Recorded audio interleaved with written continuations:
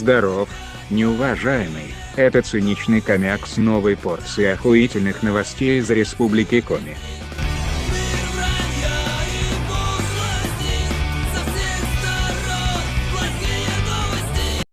Так, ну давай бомби.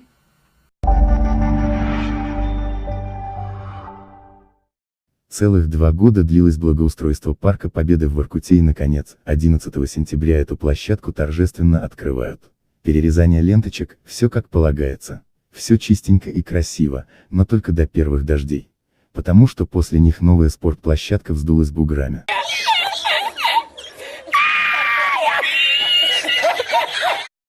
Видимо, подрядчик выполнял работы по завету великого русского авось и не менее великого. Ладно, и так сойдет. Теперь подрядчик будет все переделывать за свой счет. До недавнего времени главной женской кувалдой России являлась боксер Наталья Рогозина. Но у нас есть чем ей ответить.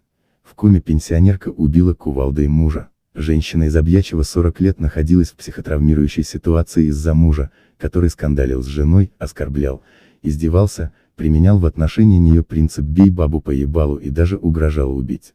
От стресса пенсионерку ёбнул аффект, она взяла кувалду и не менее 6 раз переебала ею по щам спящего ублюдка, размозжив тому черепушку.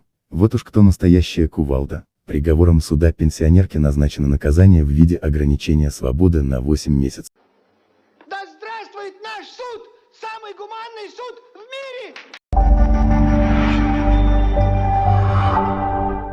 Эженицы потрудятся 200 часов за разгромленную автобусную остановку. Сказочный долбоеб.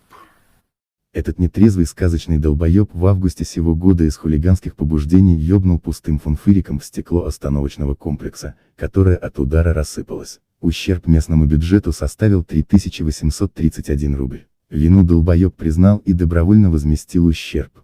Суд назначил сказочному наказание в виде 200 часов подметания улиц. Правильно, блядь.